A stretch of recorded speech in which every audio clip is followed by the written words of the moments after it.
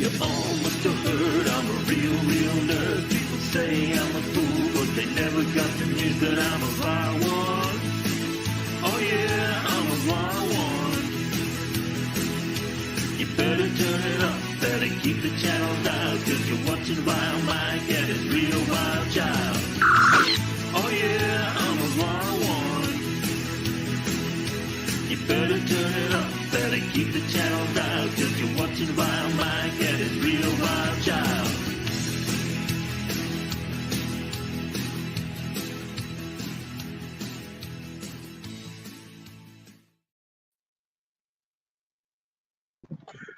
Howdy, folks. This is VileMike here. Elihu joined during the theme songs, and sitting next to me is Mrs. Vile herself. How you guys doing? Hola, Mrs. Cardenas. oh, hi, Mike. I didn't see you. Hi. You know, I did not even get the notification. I didn't even get the notification. I just happened to be going on X. I'm like, wait, you're going live? What the hell? I got no notification whatsoever. I still haven't got a notification you went live. Okay. In my excuse, my defense, we thought that we could cross the border in time. We had planned to wake up 5:30, be out of the house by 6, and hopefully it would only take less than 2 hours to cross. We woke up at 5, but we didn't get out of bed until 6. We didn't leave the house until 6:30, and the line was already like 2.5 hours long. So I was shocked I was able to even send out that thing on Twitter.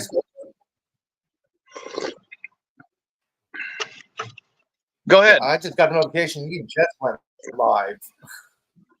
Okay. So, did you see Deadpool and Wolverine yet? YouTube is slow notifications. YouTube is always slow on notifications. But here's my question: I saw it twice. Okay. Because me and Mrs. Vile saw it last night. I'm going to try not to give any spoilers for people. What did you think?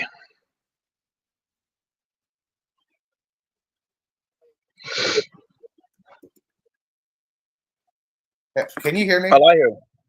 I'm trying to.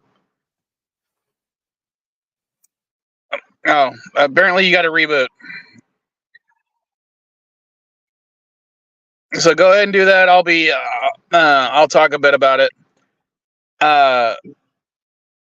Basically, and I think Mrs. Vile agrees with me, it was really good, especially if you're a nerd for comic book movies for the last 20 years. It retroactively makes certain movies better. Kind of like how I said that Prodigy Season 2 makes Picard Season 1 better. Basically, Deadpool and Wolverine makes the Fox era of Marvel films better entirely. Oh, how you doing, MB? Hi, Bob. He's having issues right now, so I'll say it for him. Hi, Bob. Okay. What's going on? So, well, you saw me and Mrs. Wolverine, yeah, we're talking about Deadpool and Wolverine because me and Mrs. Vile saw it last night. Yeah. So, have you seen it? No, man, I'm not able to get out to the theater much. Oh, okay. And trust me, that's not going to be happening even if my health is fine, because my daughter's here right now, and I'm going to have my grandson for 2 weeks when she and my son leave, because my son's going with her for 2 weeks. Well, when you have a chance, I would definitely watch it. I was pleasant. Okay, I only had a very few things spoiled for me. Basically, because of things people would post on Twitter, YouTube, Facebook, stuff like that. Nobody believes in the 2-week rule anymore. I don't think that's possible. I don't even think it's humanly possible anymore. Well, from what I understand, one of the spoilers was spoiled by the trailer. Wouldn't be a And what? It's fine. It's just dirt on the outside. It opens from here. There was a trailer. Somebody. Sorry. We got breakfast, and she's trying to eat breakfast while I'm talking. No, there was a trailer. I cannot remember that I watched recently, and I said and I mentioned in the trailer, I'm like, they're giving away too much of the movie. Alien Romulus. That's what it was. That's what it was. Yeah. Yeah. I mean, don't get me wrong. The movie looks nice, but when you already show me a couple of people are going to die before the trailer, in the trailer, how am I going to want to get invested in any of those characters? Just because I know characters are going to die doesn't mean I don't want to be able to be invested in them. Well, here's the thing. I'm wondering if they're going to pull a bait and switch on it, like the original Scream movie. Oh, you remember in that movie, all the trailers were about that first opening scene. You know, they're hyping up Drew Barrymore. Yeah, and she was the center picture on the cover. Yeah. And she gets killed. And dude, everybody was shocked but dude, that was a great bait and switch fake out. Yeah. It was maybe they're doing something similar. Like in my mind, I see this as because we actually saw the trailer for it at the theater when we were waiting for Deadpool to start. And it was giving me very strong Dead Space vibes. Dead Space, I'm not familiar with that. Basically, your character finds a ship overrun by aliens out in space, and it's his job to try to repair it to get off. But I'm wondering if a lot of that was in the opening scenes. That that's how the aliens took over the ship, and it's this new crew that's like salvaging or rescuing or who knows what, and then they're gonna. That would be a decent bait and switch. Those characters we're seeing, most of them only be in the very beginning, like two different ships. Yeah, that's the vibe I got off of it. I don't know if it's actually going to be true, but I don't know. That might work. I mean, that could work. I'd be fine with it. I think the movie looks good. I love the fact that the effects look, very practical and, still has the fun. See, that was the thing that turned me off about Prometheus, is it did not have an alien vibe to it. My wife liked it, but it just did not have an alien vibe to it for me. Well, it wasn't supposed to. It was supposed to be an alien prequel, like an origin story almost. So it wasn't supposed to have an alien vibe to it. Yeah, but I'm sorry. It didn't work for me. Even with Michael Fassbender in there, it didn't work for me. And dude's a phenomenal actor. Oh, who else was in it? What's it? Charlize Theron. I think that's her. Yeah, and oh god, that black British actor. I can't think of his name now. I'm drawing a blank.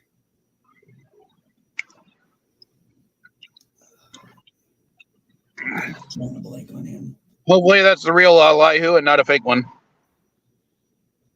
Are you sure I'm not fake? You might be. You might be 50% fake or 25% fake. I'm 49% fake. 49% fake. Or have you checked? Are you sure you're not transitioning? Mm-hmm. Oh, I saw the controversy. I saw the controversy about the Olympics. I was like, well, before we go into that, dude, that was Bacchus. Okay, it's Bacchus. Hold on. Before we go into anything else, Elihu, what was your opinion on Deadpool and Wolverine since you actually saw it?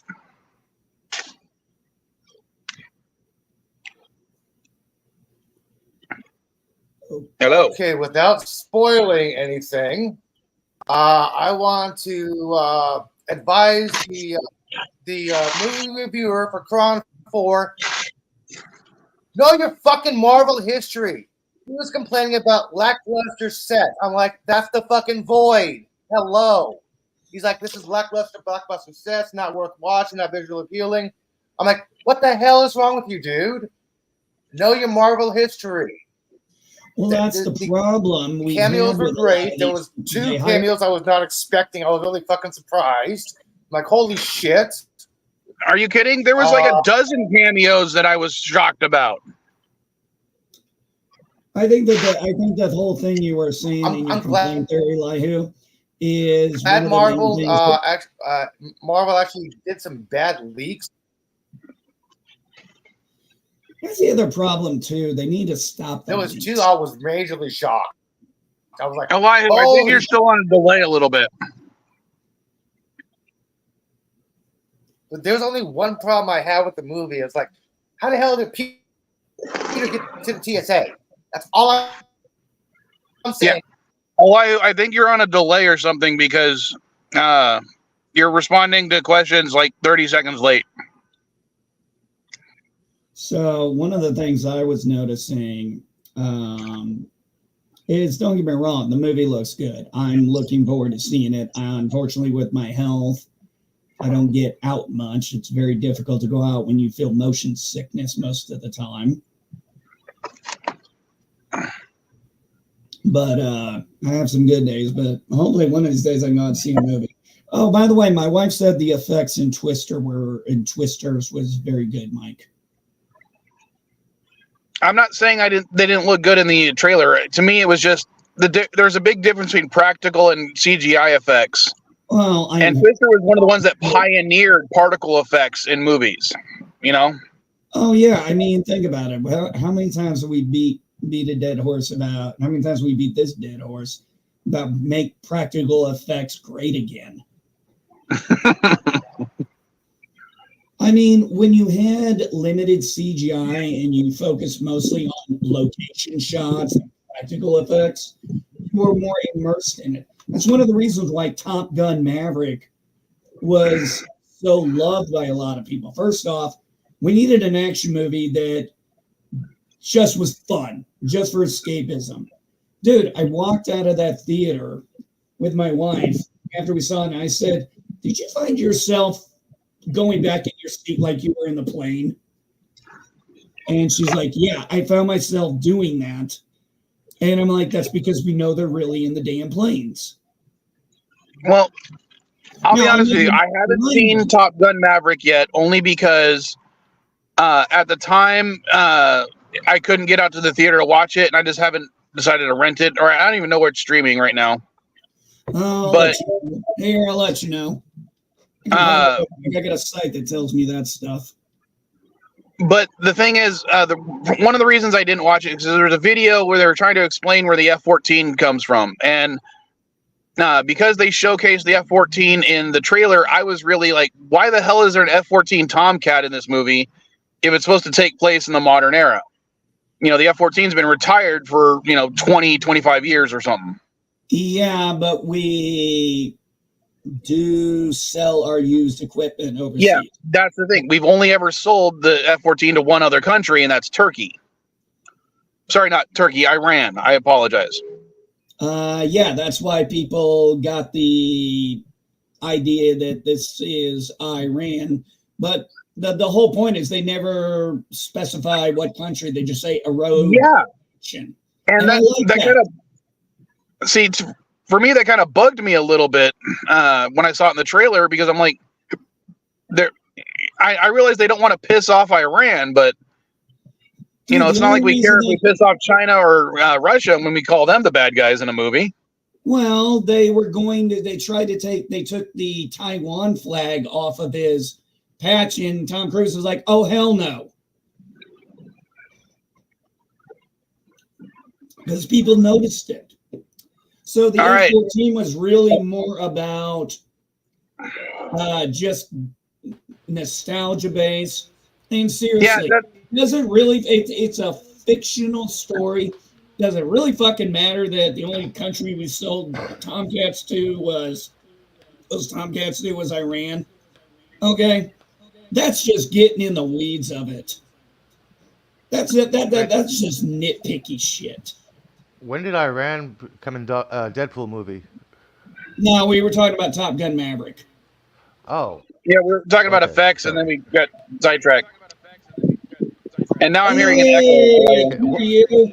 Come here, you. Come here, you. Let me set you up. Are you hearing an echo, NB? No. NB, Also, are you I hearing see an echo from NB me? has Mike NB is. appears to I have just an wanna make sure external it wasn't- parasite. Oh, you want some crackers? You like It's my a- rich? You like my cheese? It's a mini NB. Yeah, It's a lowercase NB. So there might be some Mini noises in NB. the background. Oh God, he's got a smile. Man, he's gonna eat all my chips, or he's gonna eat all my crackers. He's like running around and coming over grabbing a cracker. Reminds me of my Hey, son. what do He's you a ball of energy. what do you guys think of the new What the Doctor hell is Doom that? reveal? Doctor Doom? No, Oh, your yeah, my wife told me- microphone clicked. It was weird. Oh. Yeah, my wife told me Robert Downey Jr. is playing Dr. Doom. Yep. I will only accept this. Mrs. Vile told me about this after we saw the movie because it was trending on Twitter. I will only accept it if he's in the mask the entire time. I don't want to see his face ever. You know they're not going to do that. At the beginning, he will have to show his face. No, he won't. Just don't make most of the movie with him with his mask off. That needs to be established pretty early. Okay, not like the Fantastic Four. Are you trying to climb up here, buddy? Here, you want my lightsaber? Got my lightsaber over there. You saw that. You like that trailer, huh? I definitely like the 50s, 60s vibe to it. I do find the nostalgia. I actually was rather surprised. I like the intro. I liked it. I like how they introduced the character slowly in the trailer. I like how. Well, I haven't seen the trailer yet. I'll be honest. Well, the Lahu posted it on my group chat, so it's not like you can't find it. The trailer has not officially been released online, but it's been shown at San Diego Comic-Con, so it is technically allowed to be showed and shared everywhere. All right, you want to hold on? I'll be right back. It's not a good, clear trailer, but you can hear it and see it. Oh yeah, I mean, yeah. It actually looked pretty decent. I'm rather surprised. I was rather not pleased with Pedro Pascal being Reed Richards.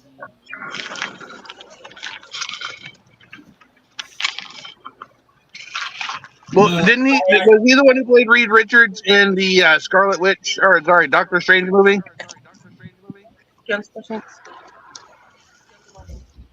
I don't know. I saw that movie once and I haven't seen it since. Same here. So I don't remember. I don't remember at all.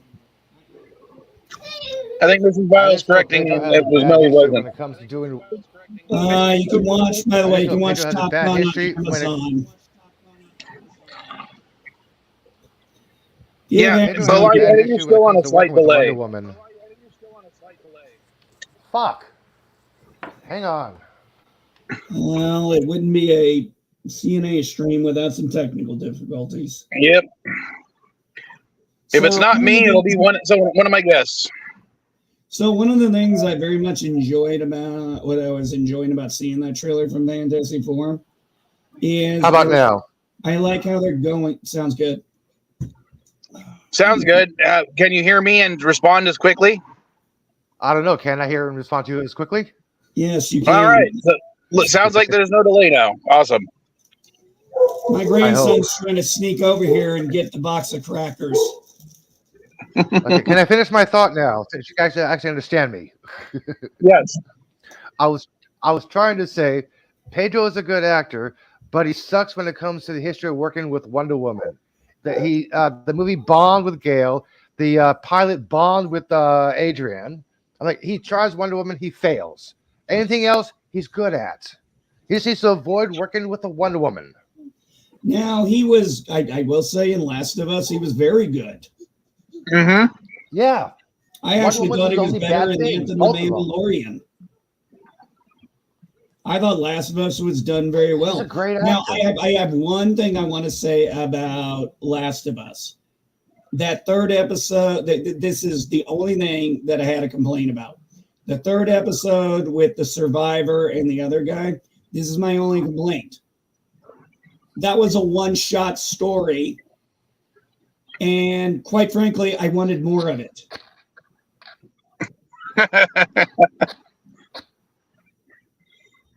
I can see that.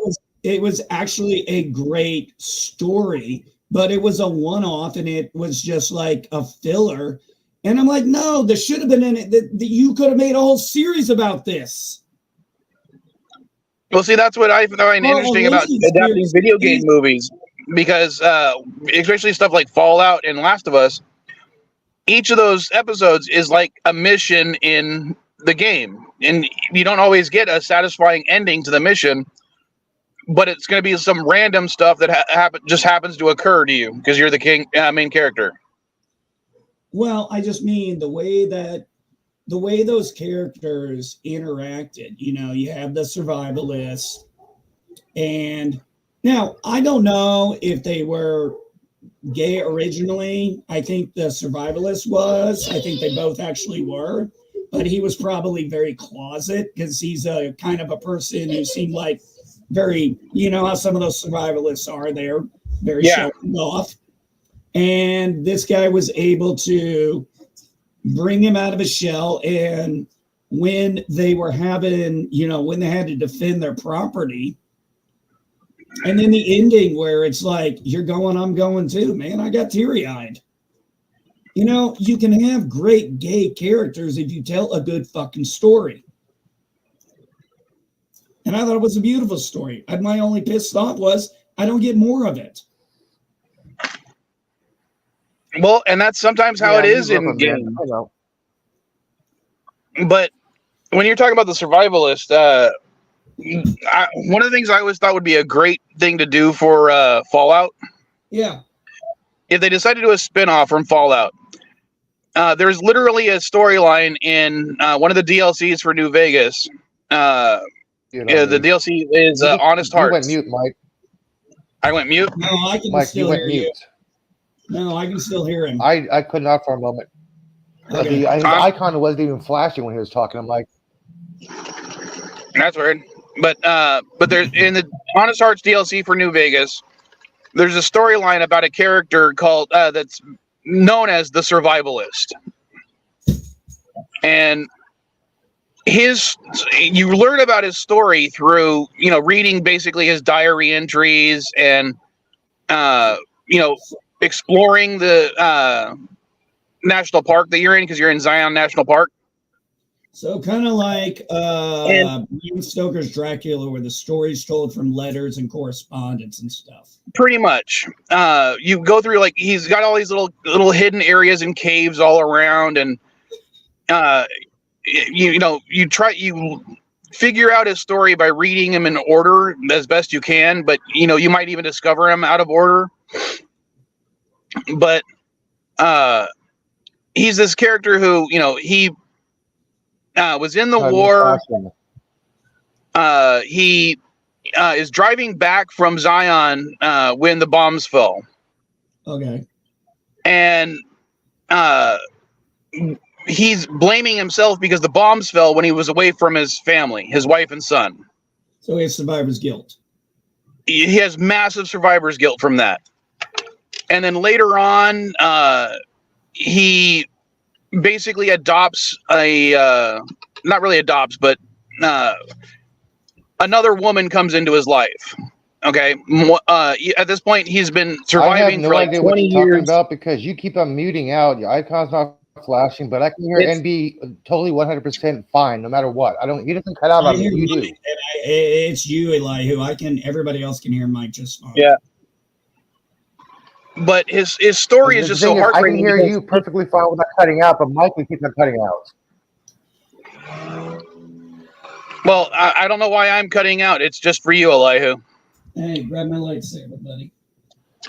But Yeah, it's weird. NB is no cutting out. You're just cutting out. basically, you just as you're reading these stories, he has one massive heartbreak event after another.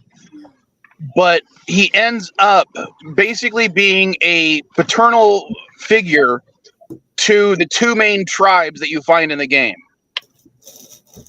And Kind of like Godzilla -1 character. kind of, but what's even funnier is he becomes almost a Jesus or God analog, because the Mormons that are in the area who are, trying to teach these tribes about Christianity and stuff, relay the idea of what they call the Father in the caves to God. So, and it takes even the Mormons a while to realize, oh, that's why they're picking up stuff so fast. They think that God is their father in the caves. And as I said, his story is just so heartbreaking. I would love to see that story play out, because it's all about someone who, this guy, one of his journal entries is all about how he's about to commit suicide, and he calls himself a coward because he can't kill himself. But he ends up having a lasting legacy through these two tribes.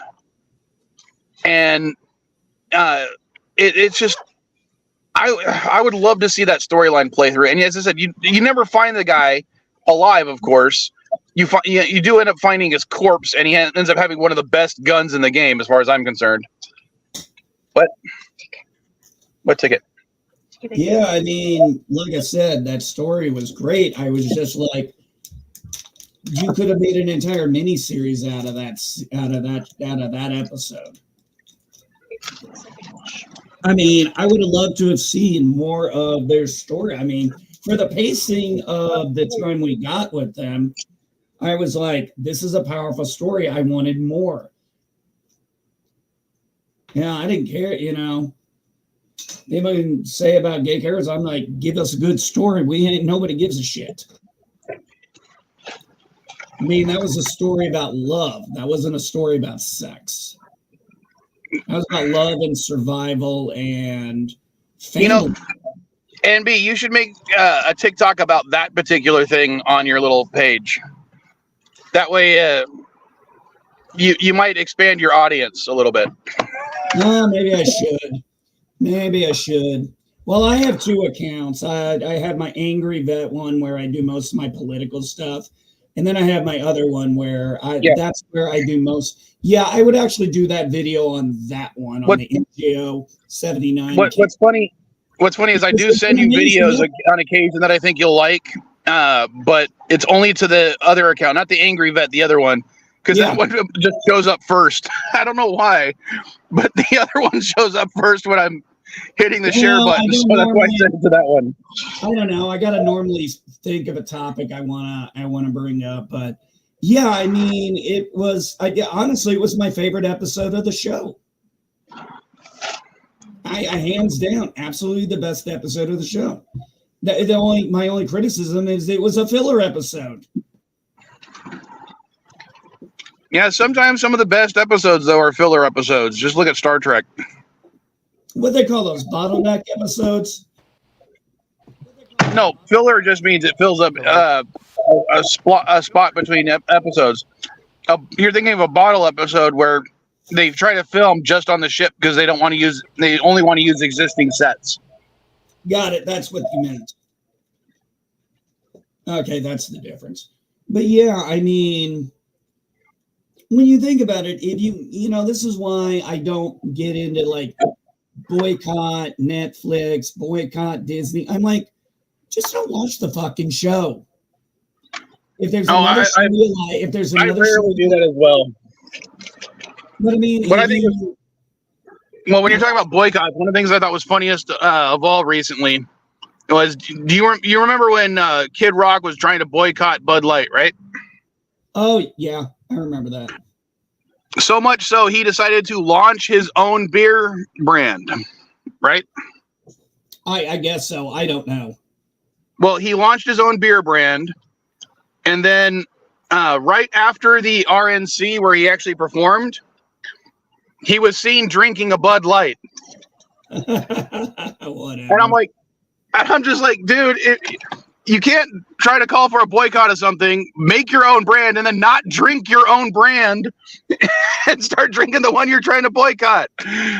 That's bad advertising for your brand. It's like it's like me wearing a GameStop shirt during a live stream.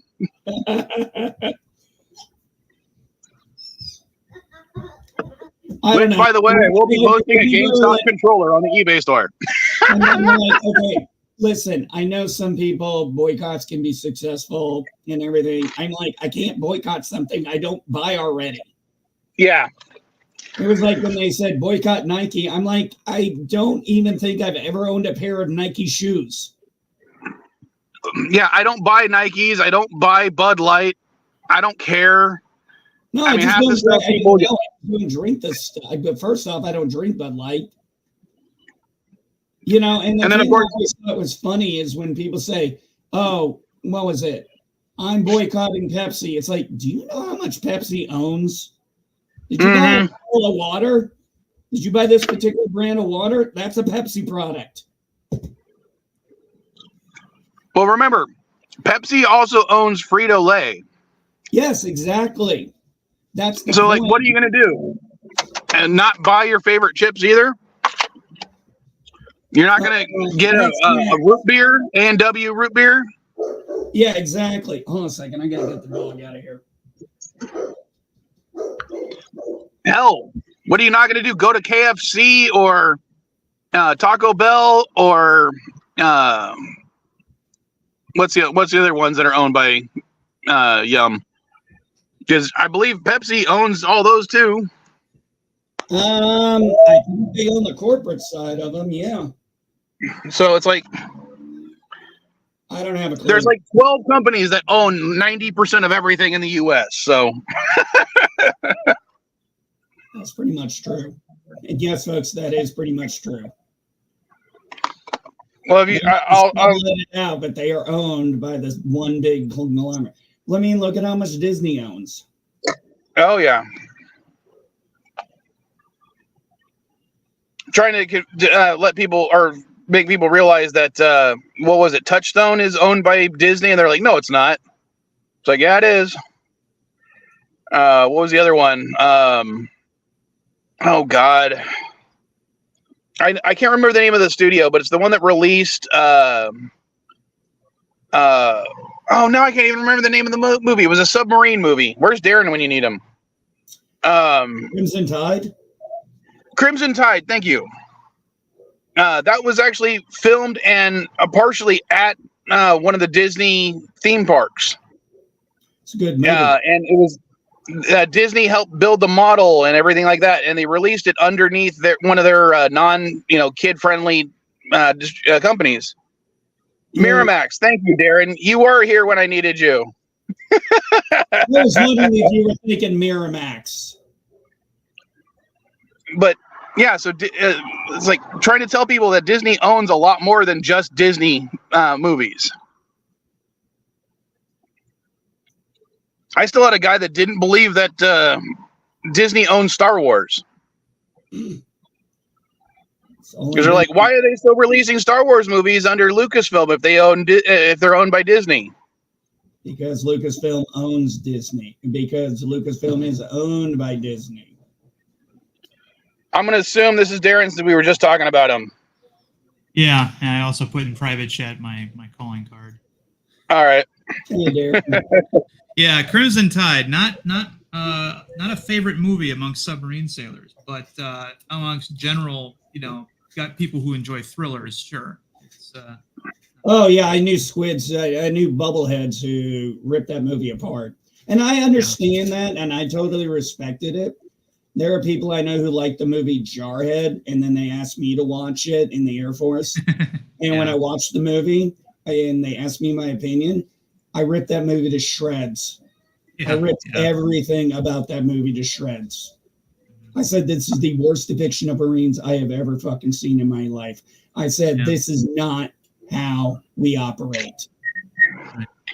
Well, the thing about Crimson Tide was that they didn't, obviously because of the subject matter, they could not get the cooperation of the United States Navy like Hunt for October did. So what they did was they waited for a boomer to go 12 nautical miles offshore, and then they could legally photograph it. So all the external shots of the ship were done that way. They had a pretty decent mock-up in the beginning when they're all assembled on the deck in the rain.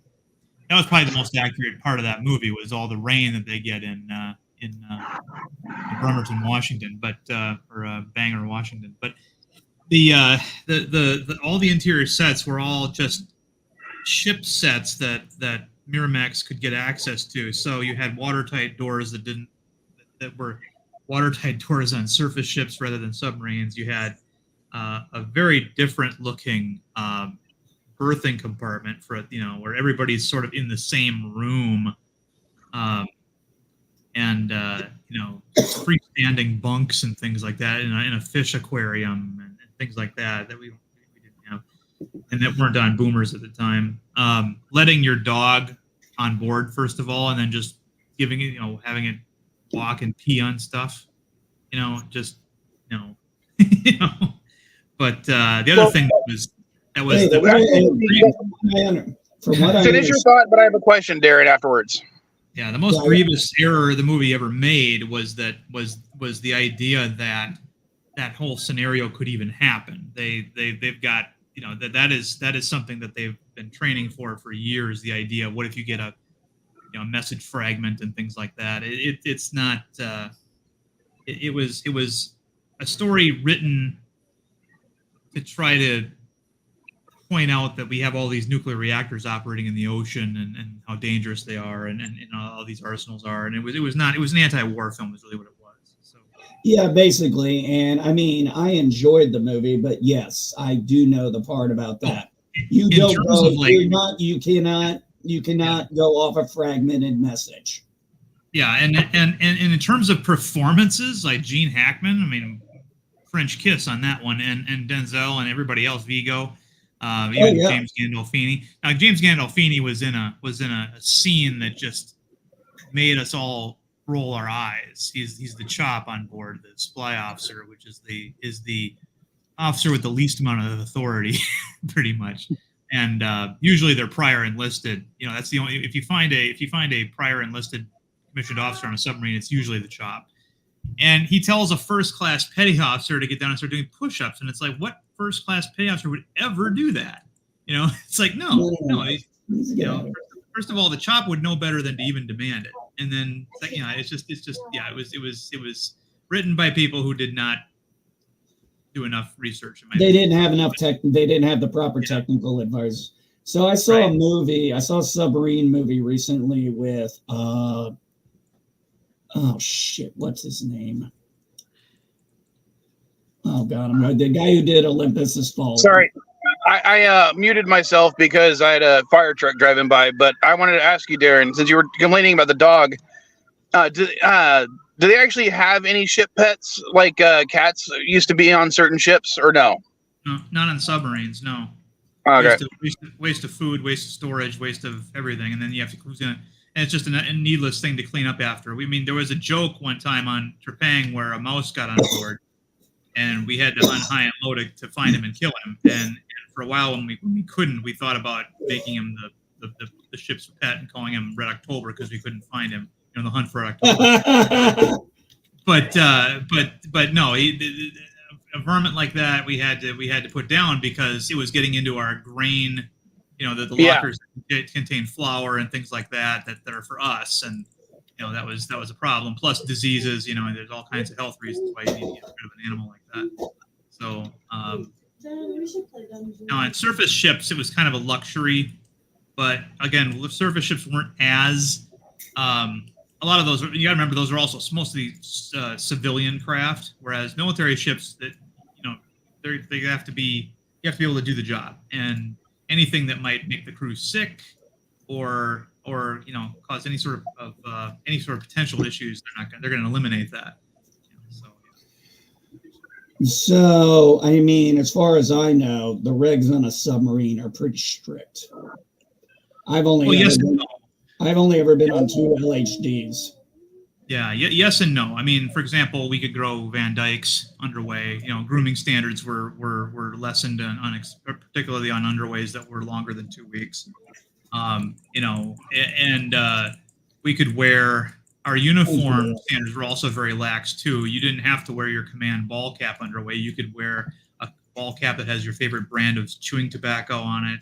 You could have a T-shirt under your coveralls that was like your favorite brand of beer or something like that. It was just, since nobody was seeing us, there was no point in maintaining full uniform standards, and that's considered one of the perks of that service. You could have a little lax, but have a little lax on the grooming standards. Right.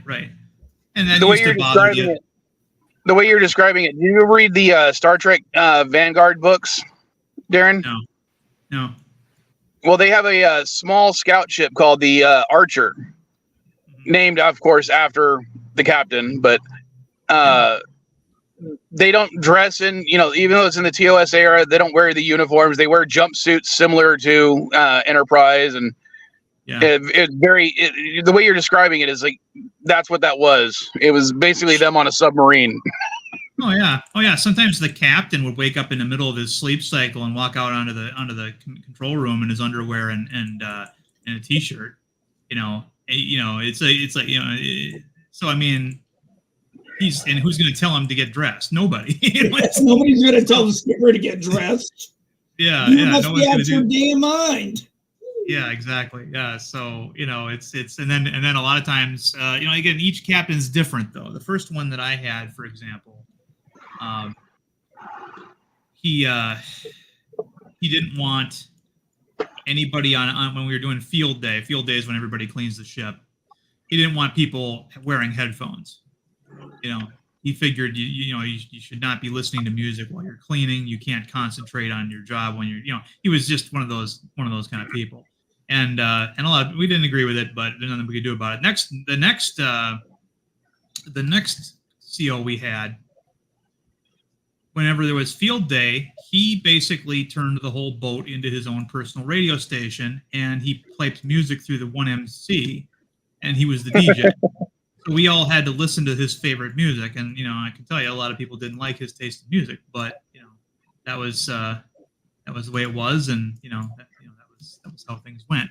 So I never had a CEO that did that, and a lot of long-standing chiefs who had been in for 15 friggin' generations had never seen that either. So but your life on board is largely dependent upon CEO and what he will. I say he, they could be she's now, what they would think is appropriate or not. So, yeah.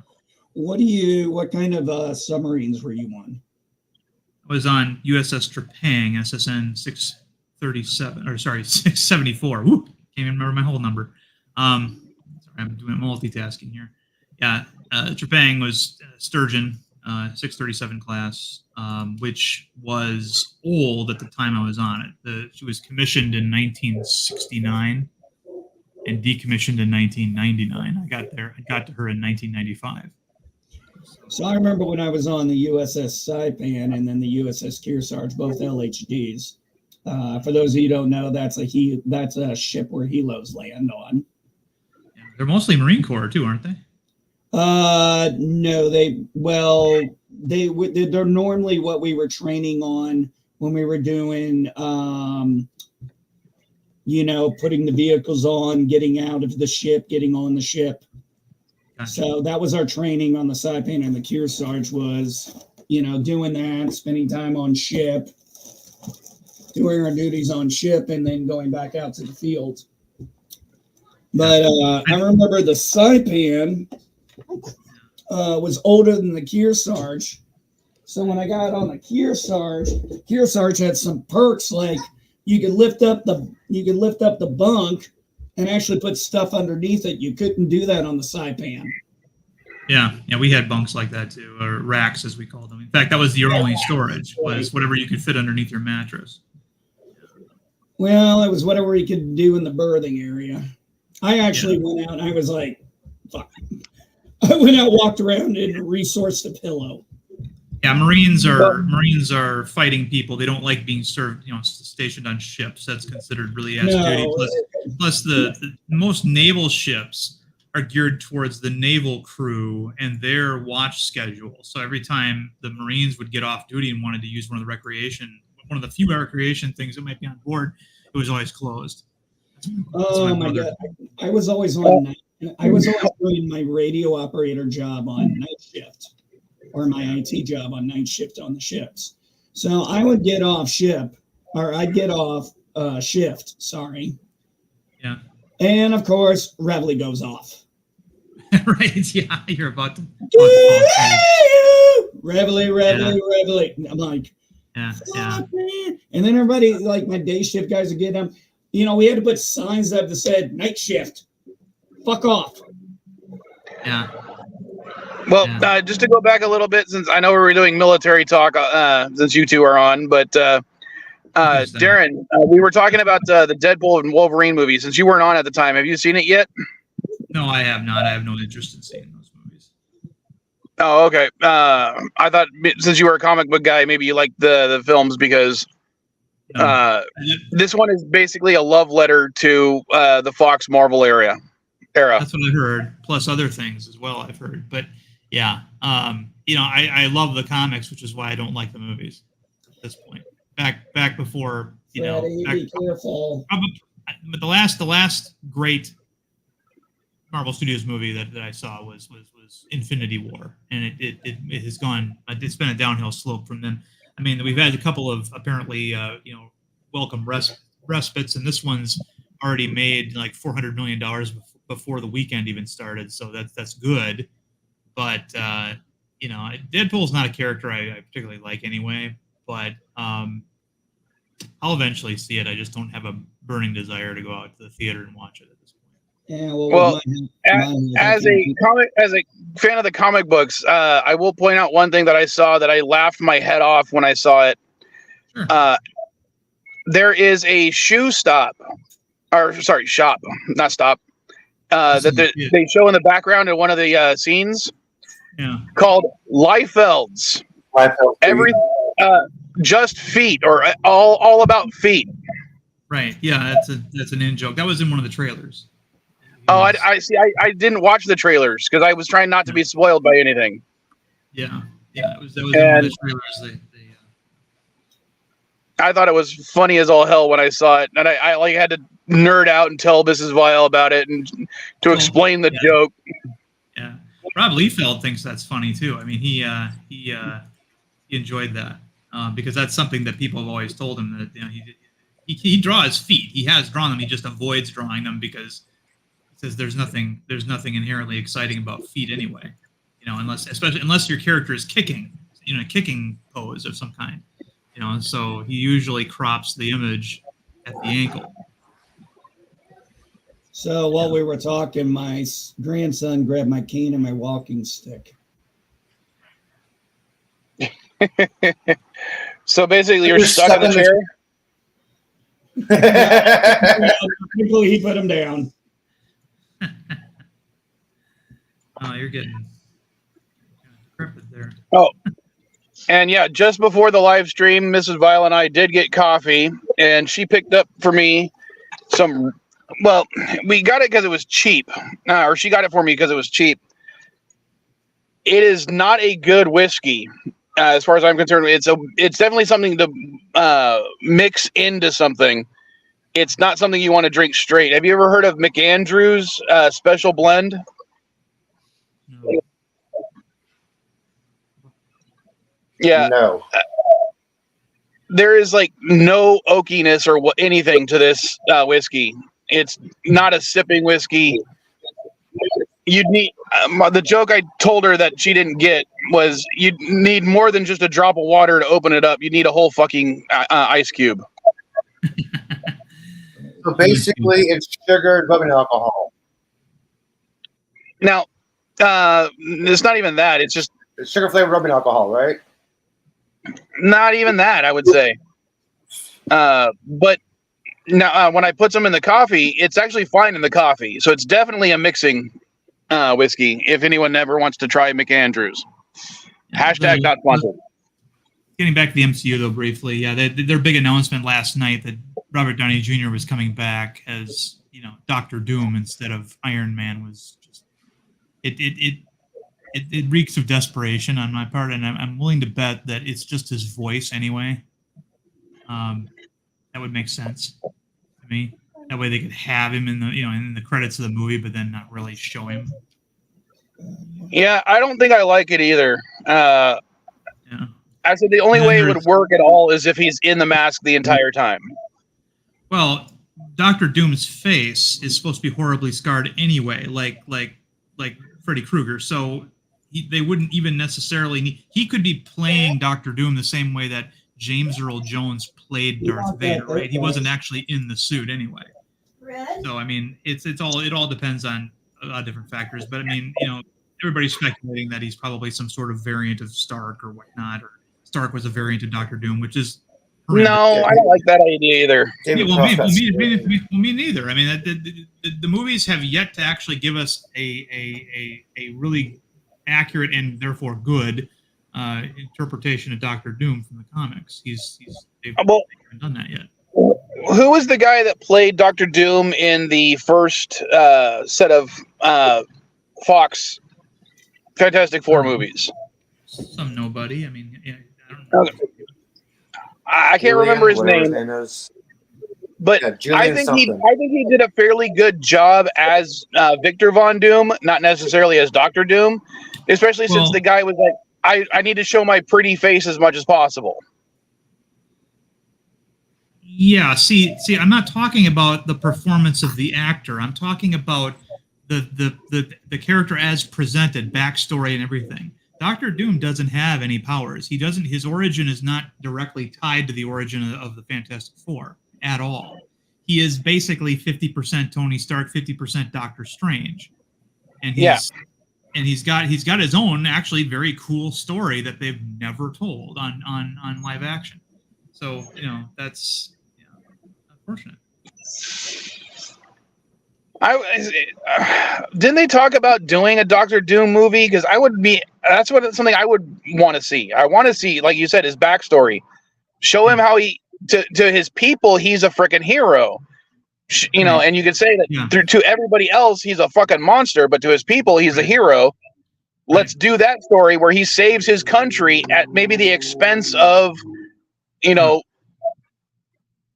worldwide acclaim. Yeah, we'll see. I mean, the actor, by the way, was Julian McMahon, who played Victor Von Doom in Thank you. First Fantastic Four movie. But he was I guess on Nip Tuck or something. I never watched that show. But I don't know him from that show, but I know him from Charmed because I had an ex-girlfriend who loved that show. Yeah. So I mean, they've already, without even giving us a Fantastic Four, have mangled already some key elements of it. I mean, their treatment of Namor, turning him into Namur, was just awful. And it was. So I mean, I didn't even watch that one. I don't know. I didn't necessarily hate what they did with Namor because let's face it, Namor is. He's very stuck in the 40s and 50s. No, he's not. He used to be one of the most popular characters. Yeah, he was the original 3 Marvel characters. The original 3 characters were Namor the Submariner, the original android Human Torch, and Captain America. They were called the Invaders, and that was their big 3. And even after he came back to Marvel as a villain, he was still a major part, and he didn't stay a villain for very long. He's been a member of the Avengers and all that kind of stuff. But to add another culture and therefore subtracting his original culture stuff, just so you have a Mesoamerican presence in the MCU, I thought was a real mistake. Namor is a complex character, and I just, after seeing the trailer, I'm like, no. Yeah. If I wanted to see the first appearance of Namor the Submariner, it should have been in a Fantastic Four movie. Right. Yeah. I don't know. Yeah. Maybe I don't have maybe it's because I don't have a big attachment to Namor, as even though even though he's in the history of the MCU. I'm sorry, in the Marvel comics extensively because of his placement. Right. I don't know. Because of some of the changes they made to him, like one, they made him into a mutant, and I always thought that was kind of stupid. Well, no, what they did was they said, hey, he's got physical features that are not shared by either the Atlanteans or the humans, and that by scientific definition, makes him a mutant. And they did that retroactively. And they didn't have him in the X books or anything. He had his own presence. So yeah, he wasn't a mutant in the same way that the X-Men are. The X-Men are, human beings born of two human beings who had their mutation happen. He was mutant. Wait, I thought he does express the X gene though. Well, they may have written that in much later, but that's just to tie him into the X books. It was a gimmick. But I mean, okay. yes, but if you go by if you go by the strictest definition of mutant, yes, he would be a mutant because he's got ankle wings, which aren't something that's possessed by either human beings or Atlanteans. So yeah. So I mean, a gimmick thing would be like when they made Iceman gay. And it's like, oh, he's always been gay. It's like you had to go there, didn't you? You had to drag us into that realm. I had to, man. I'm sorry. And I have nothing against you. Shatterstar is a gay character, and he got married. Wasn't a big deal. But to retroactively do that. Yeah. Well, that's the problem. Well, the problem, and I ran into this on Twitter, as well, is that the reason why we know that Bobby Drake, Iceman, wasn't gay was because of this little thing called a thought balloon, where we could actually read the thoughts of a character. And I'm telling you, he didn't have a gay thought in his head at all in 40 years worth of comics until all of a sudden it was yes, he's now gay retroactively because the owner of the IP says so. But you can't find any. It doesn't fit with continuity if you're going to look at all the issues that came before him. So, Yeah, I mean, that's the thing. I mean, why did you have to do that? I mean, if you wanted to make the alternate version one that way, okay, fine. Yeah. But why you got to say that this person's been this way the whole time? Because I've read a lot of X-Men comics, especially I've read X-Men from the 60s all the way to the 2000s. Yeah, that man was not gay. Yeah. And, a lot of the reasons why they picked him also was because of some recognition. A lot of people remember Iceman from a cartoon show in the 80s, even though he wasn't a major character. So he was just known enough to make it noteworthy, but not so major that they would lose any sales over it. That's one of the reasons why I think they did it. Well, one of the things that ticked me off, since I'm going to talk about retconning a character's sexuality, they did it to Tim Drake, my fucking Robin. Right, yeah. It's like all of a sudden now he's bisexual. No, right. He's never been bisexual. Right. And to be fair, if they were going to make any of the Robins bisexual, Tim Drake is the one that would be most coded for it, from what I understand. No. Tim Drake was my Robin. No, Tim Kelly Drake would have been. Kelly would have been a better choice. I'm sorry. I'm talking about the first three because I don't think Spoiler counted as a Robin because how long was she? Was she a Robin? She was a Robin for a few issues. Yeah, briefly. And so I don't really consider her, in that. To me, the big three are Jason Todd, Dick Grayson, and Tim Drake. And of those three, if they were going to do it to any of them, it would feel. There's also Damian Wayne. Well, Damian Wayne's only been out from the last like 10, 15 years. So. Yeah, but I also don't think he's coded for it either. No. Well, you see, I grew up on the 80s comic. I mean, I have all the Robin comics of Tim Drake's era. Right. I have all the Nightwing comics because I was a big fan of Dick Grayson and I love Batman. So I have all these comics and I'm like, at no point was this ever hinted at, but now all of a sudden we're going to do this. And then I heard about, and I haven't read comics in a while. I stick with the old stuff or I find something independent like TMNT Ronin, which I'm finding pretty enjoyable. I'm trying to take my time with it. Yeah, I mean, that's the problem with when you have these long-going series. I mean, what was it they did? I heard, Naren, I don't know how much you follow the comic industry. I passively glanced by it. But I heard that the Ultimate Spider-Man, the one that has him married with MJ and has kids, is outselling Amazing Spider-Man. I don't know. Well, as far as I know, in the Ultimate timeline has been gotten rid of. As far as I know, no, this is a different one. This is a different. A new one. I do believe they have aged Peter Parker. Yes. So in this one, into marriage and fatherhood. Yeah. So in the storyline here, I guess. What is that noise? Someone's dog is barking. My dog's barking. Okay. It's my dog Gizmo. Probably wants to go outside. He probably just finished eating, wants to go outside. Sounds like a gremlin. I got gremlins on my shelf. I got Stripe.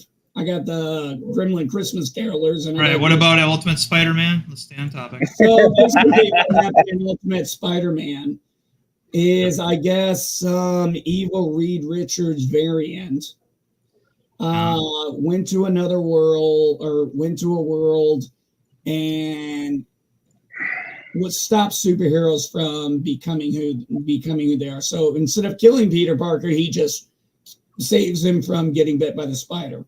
So he doesn't actually get bit by the spider then. He's in his mid-30s and he gets his powers only recently. His Uncle Ben is still alive because of that not spider bite everything that changed. May is dead. He has a more prominent position. Actually, I think him and another guy, they quit the Daily Bugle, but Uncle Ben stayed out of loyalty. And I guess it's just telling a good dramatic story that people want. Well, I know that they've gotten very variant happy as of late. You know, the multiverse was originally established just to have special events where an older version of a character could meet the new version. So, for example, the Flash of Two Worlds in 1958, I believe it was. That was what it was originally created. Jay Garrett and Barry Allen. Jay Garrett and Barry Allen, yeah. And that's all it was really created for, was for special events like that, to be used very sparingly when you really needed to boost sales temporarily. But now it's like they've let the faucet running, and they don't seem to realize that destroys a lot of the stakes in any story, you know. A lot of it also has to do with just their attitude towards comics. They don't, they're like, well, it's comics, and they don't really think that any care was given to that in the first place. Well, that's been the problem. I mean, we used to get beat up for loving comics. Then all of a sudden the MCU comes out and Fox made, it started with Blade. Let's just be honest. It started with Blade. Because Blade came first, X-Men came later. But people didn't realize I don't even think people realize, unless you were a comic book fan, that Blade was a Marvel movie or a Marvel Studio movie. All they knew was it was Wesley Snipes at probably one of the height at his height. People people were like sick of the Twilight. You know, this was before the Twilight era. People wanted well before the Twilight era. Right. Yeah. Twilight People wanted to see vampires and him kicking ass and looking cool doing it. I mean, one of my favorite quotes from that movie is, "Some motherfuckers always try to ice skate uphill." So, you know, the problem is that you have a lot of these people who take over a franchise, and it doesn't matter if it's just plain old science fiction or fantasy like Star Wars, or if it's superheroes. They think it's easy. They think that they understand the medium, that anybody can do it, and then they get in there and they make shit trash. Okay, so for example, when they make all the mistakes that they think were made with So for example, there's literally people who believe that it's okay if Rey is a Mary Sue because Luke Skywalker was a Mary Sue. And I'm like, Luke Skywalker had an arc where he didn't know shit from Shinola at all and had to learn it almost from scratch. And he lost a hand. I mean, he suffered, and that's not what you have here with Rey. She doesn't have a hero. She doesn't have their response. And their response is that you don't know what a Mary Sue is, but then they don't go any further. That's just their emotional, response, because you've injured them in somehow, like you've given them a narcissistic injury. But the whole thing comes down to is telling a good story. I mean, one of my biggest complaints about Tomb Raider, and I love Tomb Raider games. It isn't just about making a good story, but go ahead. Is telling good story, getting the right acting. Like, for example, I was telling VileMike, and we were talking about The Last of Us. I don't know if you heard that. Yeah. And I was talking about that third episode, which involved two gay characters, the survivalist and the person he finds. And I thought it was the best episode of the entire show. I actually wanted more of those characters. I'd have actually liked to have seen a mini series of them because I thought it was an amazingly written story. But it didn't fall on identity politics, and that's the problem.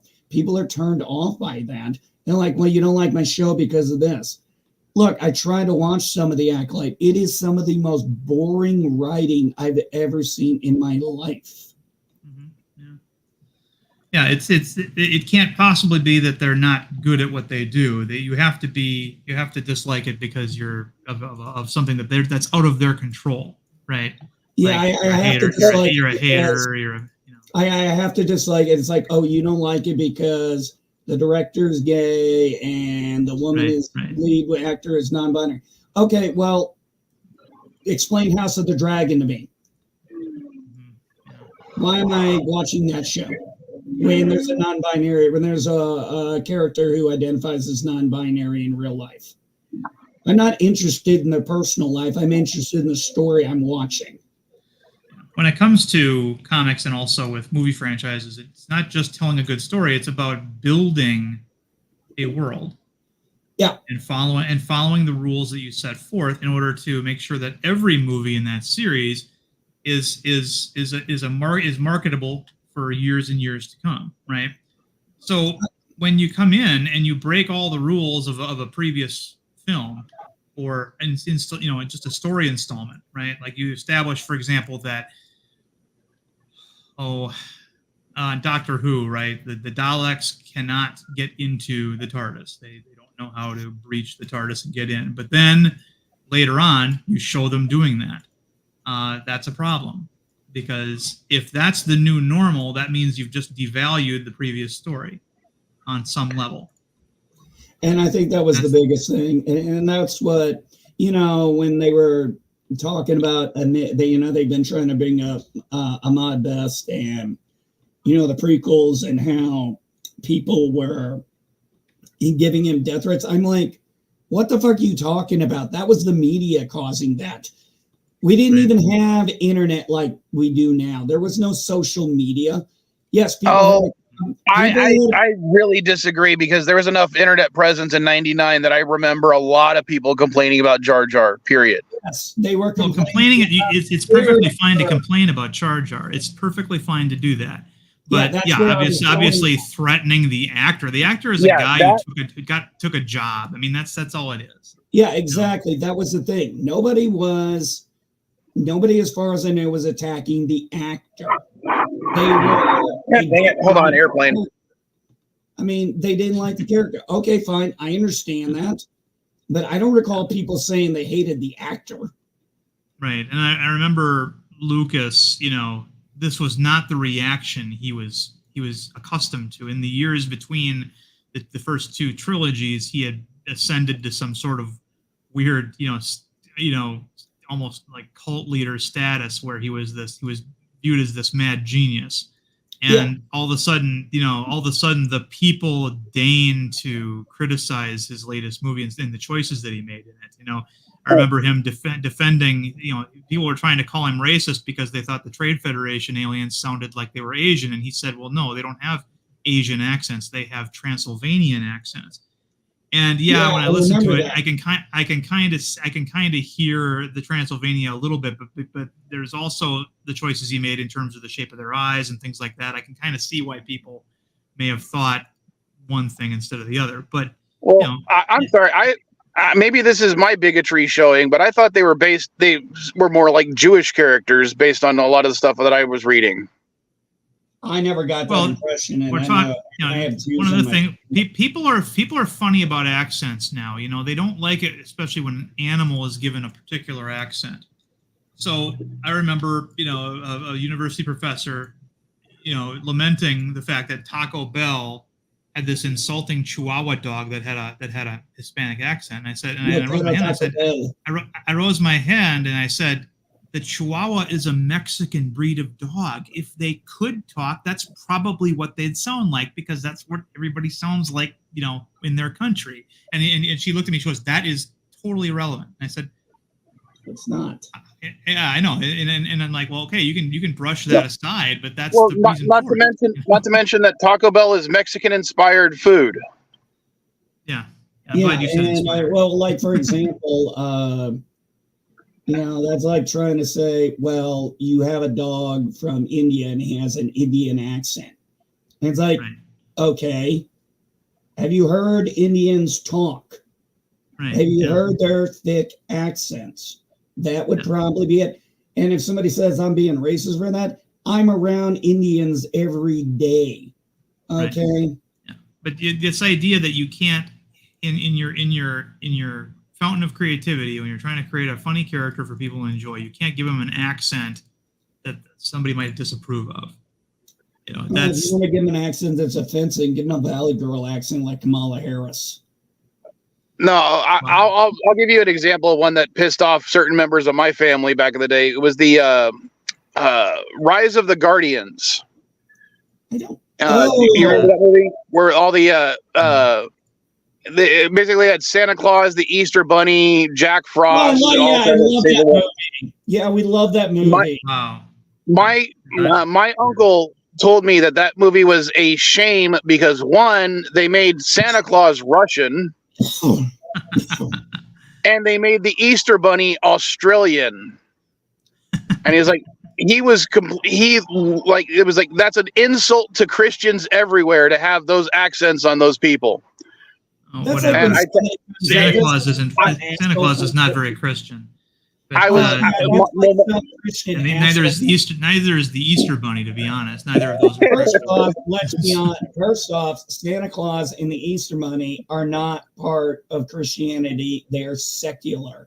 Yes, we have. I would agree with you there, but yes, we have Christmas. But the reason I thought about it is because Darren was talking about accents on animals, and I remembered that his statement I remember reading this where a school, I don't remember where, there was like these people trying to say you can't bring Santa Claus or Christmas stuff into your school because this is a Christian holiday and it's a separation of church and state, and they lost because the court ruled that Santa Claus and Christmas is a secular holiday. Yes, it has religious. Yes, the Christians celebrate it, but so do a lot of non-Christians.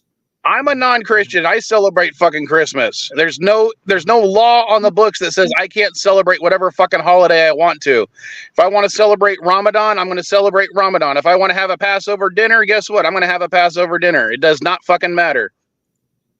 Yeah, and you don't get to dictate what is. And that's always the thing when I get with people is they're like, they want to talk about Christianity. I'm like, you don't know shit about Christianity. Right. So why are you talking about it? It's like, let's go before I get canceled. Let's go back to comic books real quick. Okay. Yeah. Darren, when you're talking about comic book movies that go from good to bad, one of the ones I was thinking because MB was bringing up, it first came with Blade. I would say that, first of all, it came with Batman 89, because Batman 89 led to Teenage Mutant Ninja Turtles, and Teenage Mutant Ninja Turtles led to Blade, as far as I'm concerned. That's my personal headcanon. Okay. I don't agree, but go ahead. I mean, it's fine. Well, I'm sorry. I think that the first Ninja Turtle movies is probably one of the greatest comic book adaptations of all time. Oh, I would hands down agree with you. I love it. I don't. If you only because I'm familiar with how they were originally presented and how they were presented in comics until the animated series. So, and that's what I want to point out, Darren. Thank you for bringing up that. Hold on. Yeah, I know I'm interrupting you, but I want to say because I said it that way, so I knew you'd bring that up. Yeah. One of the best parts about that movie is it adapts both the original comic book storyline and aspects of the cartoon to make it appeal to everybody. Yeah. That's why it's a good adaptation. There's nothing. I can't argue with the success of that movie. I mean, they did make a lot of money. So now you got to remember the basis of that movie was the premise of the cartoon, which it was the comics. Well, the whole storyline of the Shredder coming in, them going to the farmhouse and everything, that's all straight from the comics. Talking about, hold on a second. The cartoon was why kids wanted to go see that movie, because that's why I went and saw it. I mean, all my friends were hyped up about a live action Teenage Mutant Ninja Turtle movie. And we had never read the comics. We were young. And we didn't have money for that shit.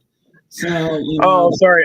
When you said we didn't have money for the comics, my first Teenage Mutant Ninja Turtle comic book that I got was a reprint of, I want to say, issue 3 or 4 that came with a case of Kool-Aid from Costco. We had one comic book store in my town. And I had to ride my bike over there to get a comic, okay? And it wasn't.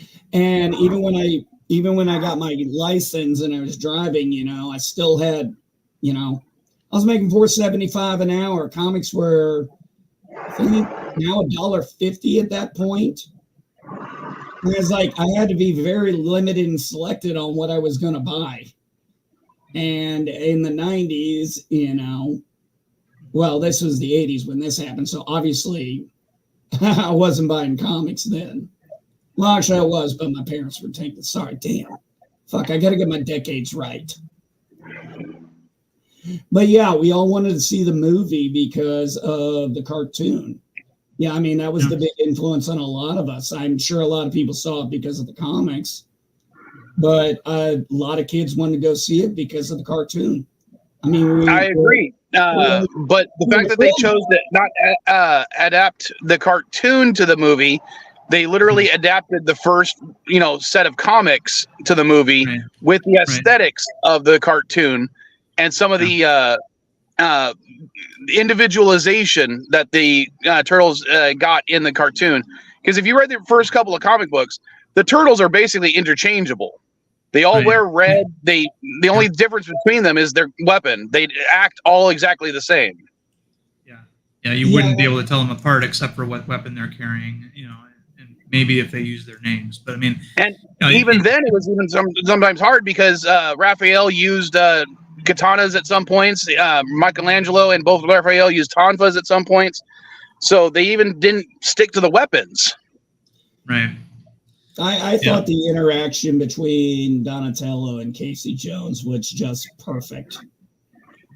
That scene in the farm where they're going through the insults and he's like, "What letter are we on?" G. All right, let's do it, Gack Face. I'm ready, Hosehead. Another movie that did the perfect blending of adaptions. It was the 2008 Incredible Hulk film.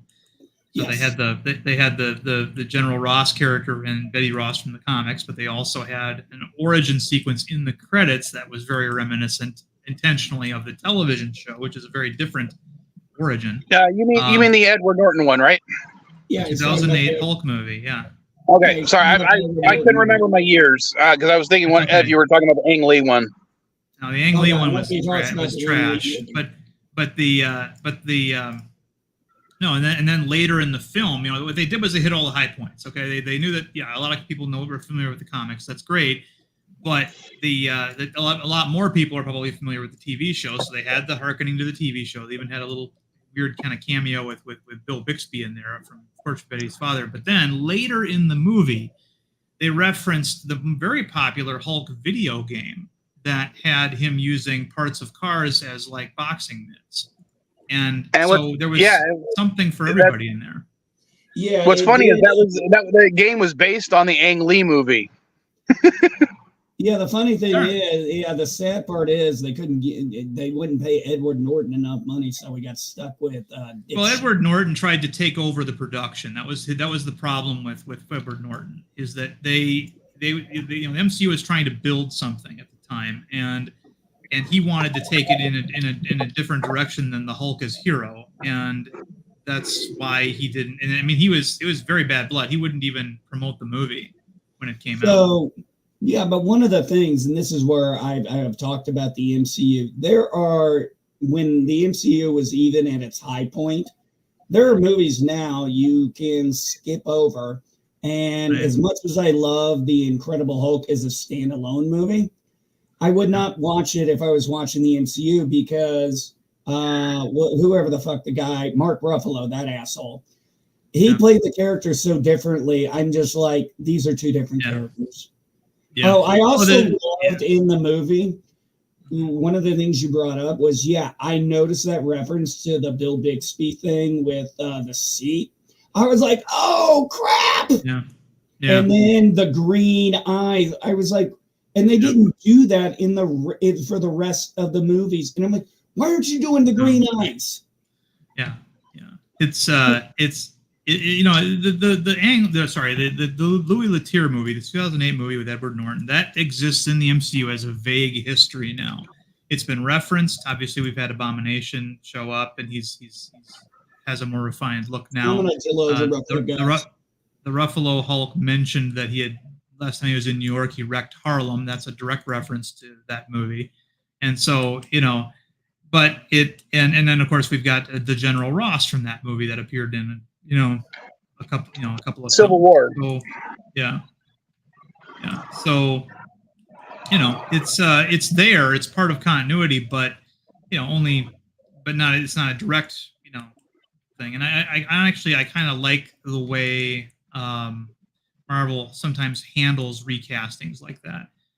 The only thing that I liked about the Captain America: Brave New World trailer was how they transitioned Harrison Ford into the part of Thunderbolt Ross when he mentions that he shaved his mustache and that's why he looks different. I thought that was fun.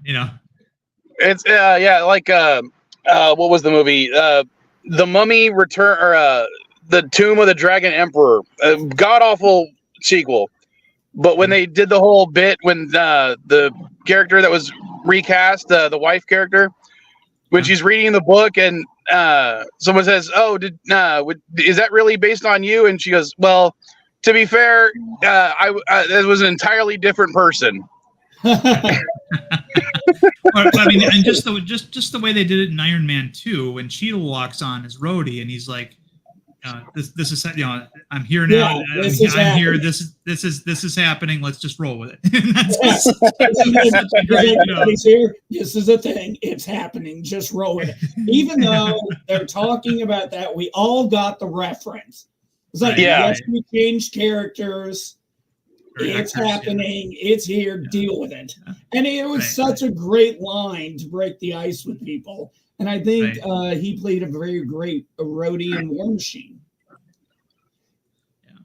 But I liked Terrence Howard. I'll be honest; he's kind of a weirdo right now, but I like Terrence Howard as Rhodey. But Cheadle, I mean, obviously, if he can't be there, he can't be there. So I got to be honest. Cheadle's just a different class of actor, in my opinion. He's better at doing roles.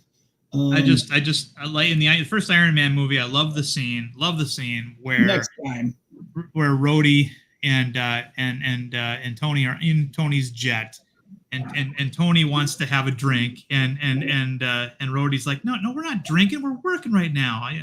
No, don't pour me. I don't want any. And then they cut to them both drinking and boozed up. And watching the flight attendants who also happen to know how to pole dance. It was just that was a fun part. Well, yeah, that's it's called a Gilligan cut. Yeah, and I enjoyed that. That's so. I mean, there's that, and honestly, I just liked Terrence Howard a little bit more, but Cheadle's fine, and now I guess we found out that Cheadle, or rather, Rhodey has been replaced by a Skrull at some point, and so that kind of explains why he's been such a dick since Endgame. But I'm not even accepting Secret Wars. So I'll be honest. I didn't want to hate Secret Wars, but I stopped watching it after like episode 3 or 4 just because I just didn't find it compelling. It's the first. Okay. Go ahead. You make Samuel L. Jackson look like a bitch. You don't make Samuel L. Jackson look like a bitch. Well, yeah, the people who do that don't understand why we want to watch these movies, or they do understand, but they don't care. Either one is a bad deal. So, You've got Samuel L. Jackson, who is a bad motherfucker. We know his roles. We know what he brings to the table. He's been playing a badass super spy. And now all of a sudden you're saying, no, he was just a mediocre guy until the Skrulls helped him. I'm like, fuck you. Yeah. There seems to be this undermining. They want to undermine everything that was successful prior. I mean, they've done this with Luke Skywalker. They're doing this with Marvel now, where they're taking the heroes everybody loved and said, well, you thought you knew them, but they really weren't as great as you thought they were. Like, why is that? How is that a winning formula? Hold on. What I think they're trying to do is they want to introduce these flaws into the character to make them more relatable. But the problem is, I think people didn't realize that these characters already had flaws and were already relatable. Right, exactly. It's like they had a set of flaws. They already were accepted and loved by the fans, and now you're altering them into something that they don't like. And there's no reason for them to do that other than A, incompetence, or B, they actually think that they're improving the character in some way. Now I'll give you an example of when they actually did it right, as far as I'm concerned, and I know I'm in the minority, was Captain Marvel. Nick Fury in Captain Marvel was a completely different type of character, and the way he's acted by Samuel L. Jackson makes sense for that character, why he would end up becoming the way he is in the future. That was okay. Yeah, but you also got to understand the time period that would have been. Exactly. But what they're doing now is they're introducing these, complex issues into the characters that don't need them because they've already experienced them in the past and got over them. That was part of their arc. That was part of their growth as characters. Let's take Luke Skywalker, for example. He starts out as a farm boy. He's basically a rebel soldier, Jedi in training, and basically a Padawan. And then he becomes a Jedi Knight and redeems his father. That's a story arc, but he had flaws. Oh, Empire Strikes Back. He was cocky. He was self-sure. He thought he could do everything. and he went against his teacher's recommendation and not to face Vader when he went to go do it. Yeah. Yeah, and he learned from that in Return of the Jedi. He learned from that experience. He said, and then Yoda tells him, you weren't ready for the burden. Yeah, it's time for me to go. I'll talk to you guys later. All right, later. All right, take care, Darren. But I mean, it's like I said, you just got to have a good story and good writing and, get the proper actors for the roles. People don't care who you're hiring for the role. Oh, this person's non-binary. I don't give a shit. Are they a decent actor? This person's gay. I don't care. Are they a good actor? Can they perform the role? Who gives a shit? I don't care about their personal life. I care about if they're going to do decent acting, I'm going to be entertained. And I don't think that's too much to fucking ask. Yeah, see, going back to Captain Marvel, a lot of people were talking about the casting choices made for that movie, whereas I didn't give a shit about the casting choices, so I was able to enjoy the movie. Because the company focused so much on who was being cast, why they were being cast, that developed a lot of ill will towards the movie from certain fan bases that ended up not giving the film a chance to actually be enjoyed. Because I enjoyed Captain Marvel. Or the Marvels? I'm both, to be honest. I enjoyed both films, except for the villain of Marvels, because I think she was the most forgettable villain of any MCU movie thus far. Okay, I see. The thing is, I don't think it's a bad movie, but it's kind of boring to me. There are some aspects I am glad they got right. Was anybody who says it was woke when they talked about how those women talked when they were pilots, you need to understand something. That was how it was back then. You had to be tough like that if you were going to be a woman as a pilot, especially. Oh, hell yeah. Oh, you normally, this was very recent. I mean, most women who were even put in combat, even put in a combat plane, they were usually never assigned to go over anywhere or do anything. They're usually just sent on training missions, which I know is normal. I think the first woman pilot that was in an active war zone was or combat zone was the Gulf War, and I believe it was on accident. Like she wasn't supposed to be there, but they just ended up in a combat zone. I don't remember. I'd have to look that up. I could be completely wrong on that one too, and I apologize if I am. You gotta understand, and I was in the military during that time frame. There were still a lot of, issues with women in combat roles. It wasn't that them being in the military; it was them being in combat roles, and it was a cultural change, and it was going on at the time I was coming in, because the old guard and the new guard were having different opinions on women's roles in the military. And it was the same thing with Don't Ask, Don't Tell. At a point, when that was finally gotten rid of, it was like, hey, this isn't a bad thing.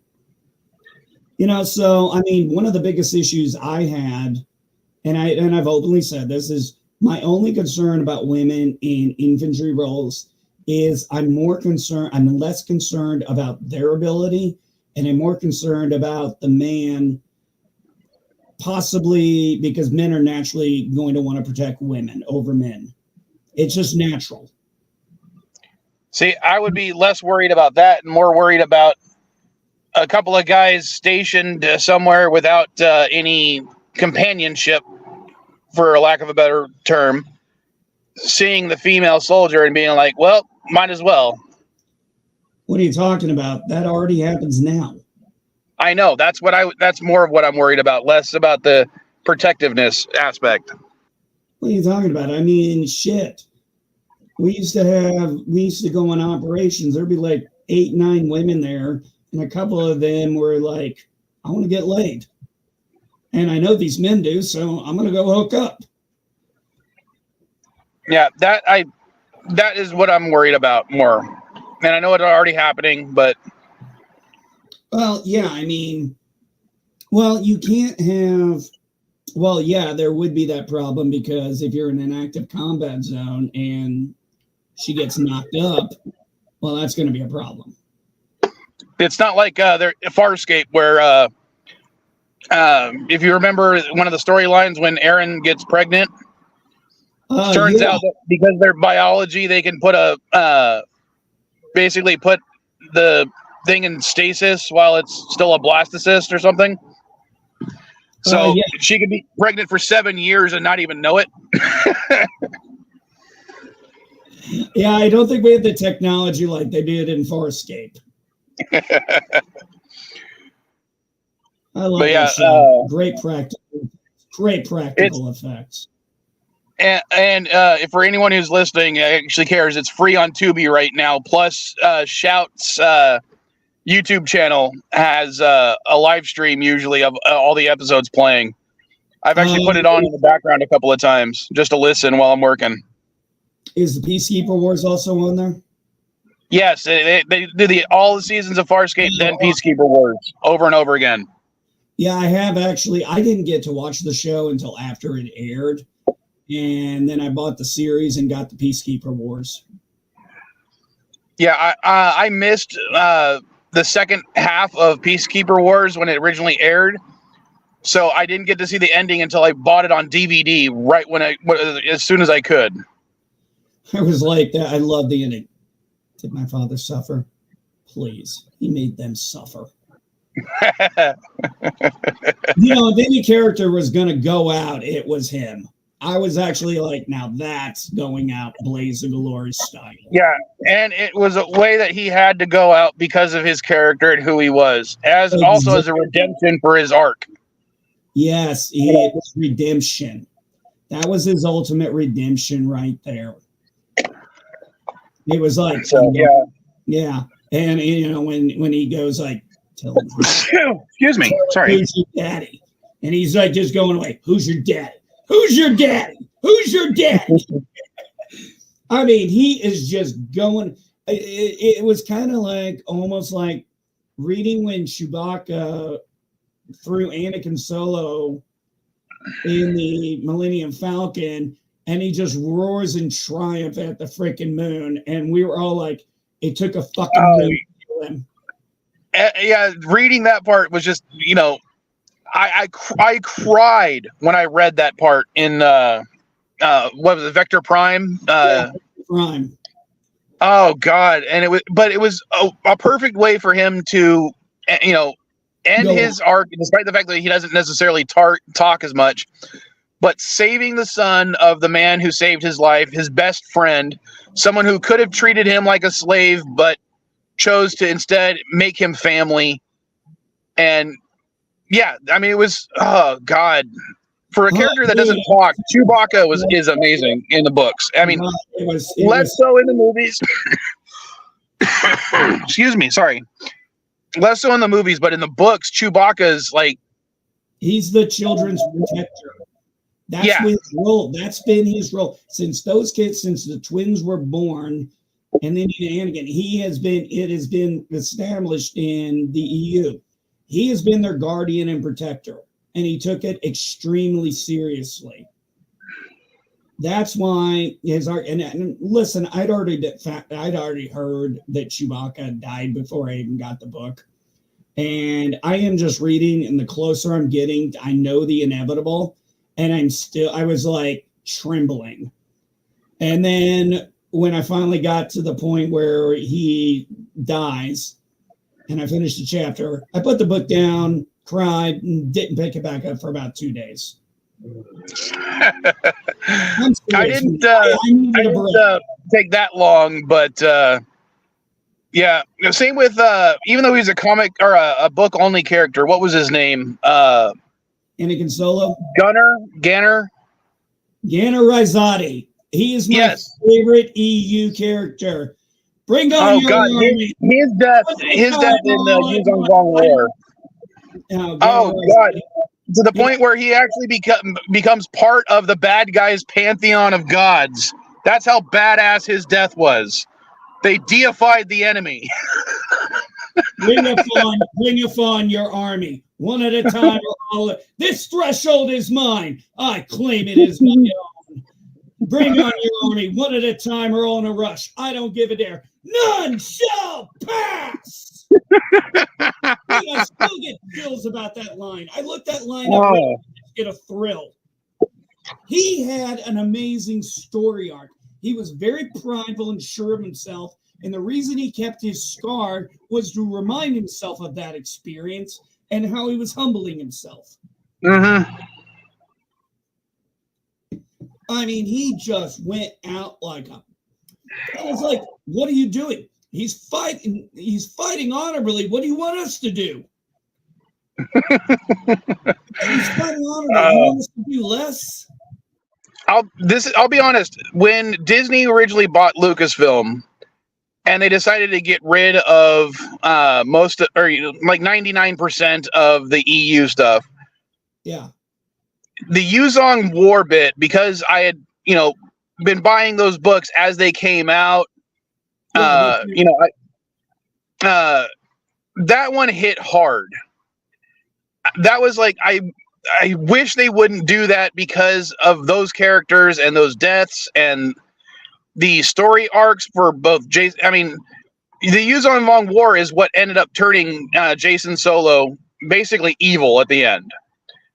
Yes. The war was so bad they took a pure-hearted, animal-loving, gentle person. And I have the young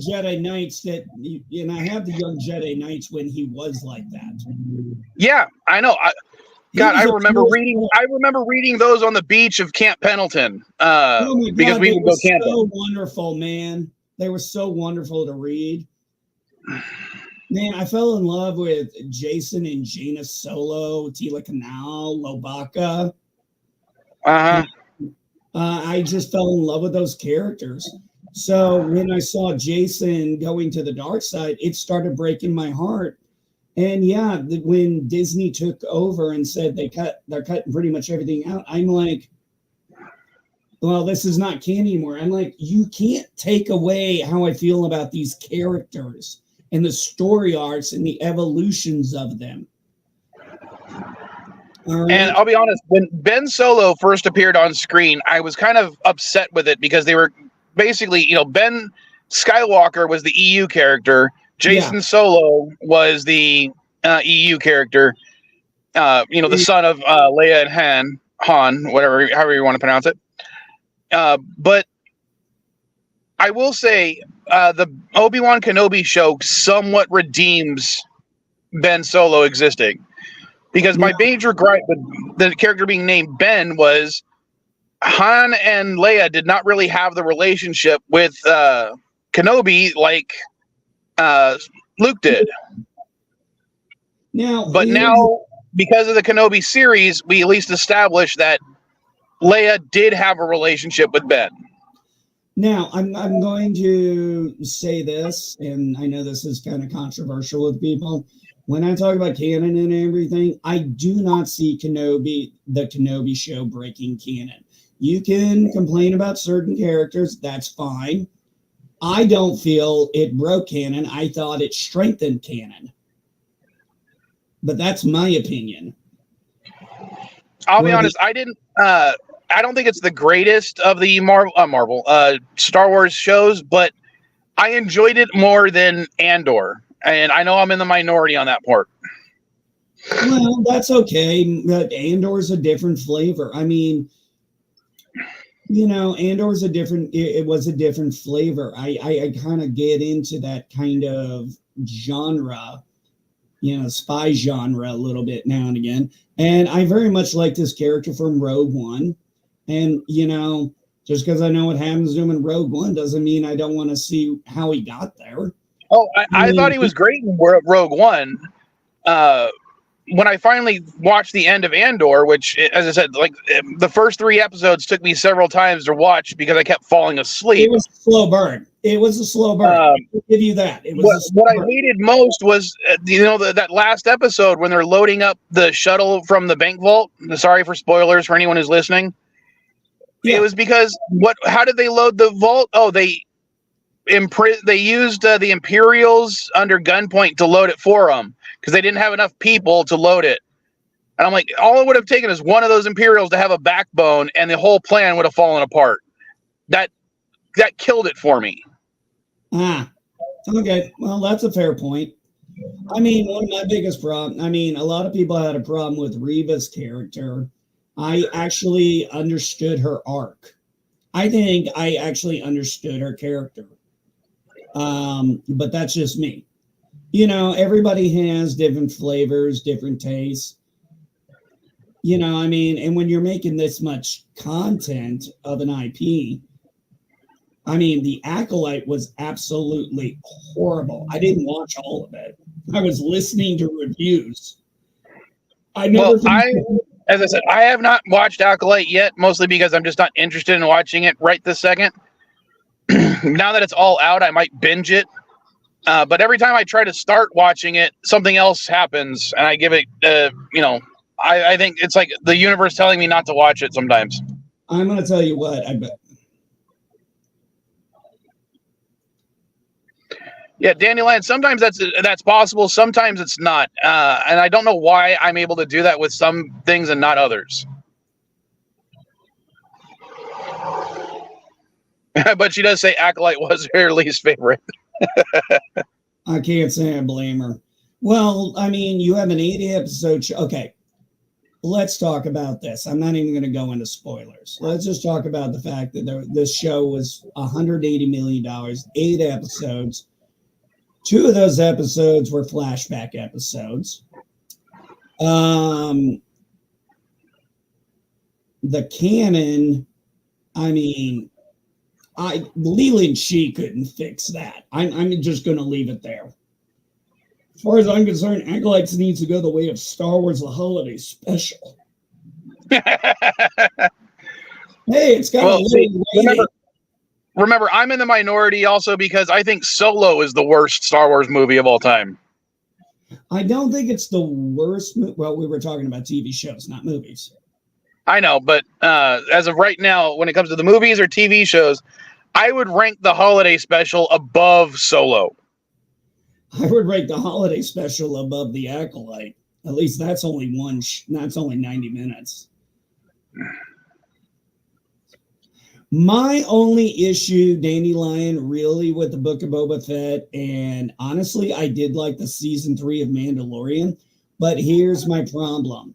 It kills the buildup of the first 2 seasons of The Mandalorian and the payoff at the end of the second season. I don't think it does. I think it's more of, the Grogu character is completing his arc. He's went to the Jedi, realized he might have started out as a Jedi, or at least a youngling in the Jedi, but that's not his place. And his place actually is serving as a link between the Mandalorians and the Jedi and the wider galaxy. Well, if you could pull that arc together at the end and give us a finish, I'd be fine with that. But if we're just going to have it in the way it did, which I thought the 3rd season was a decent ending, I just find it, it just kind of kills the flavor of the first 2 seasons for me. It was like all this build up for 2 seasons didn't matter.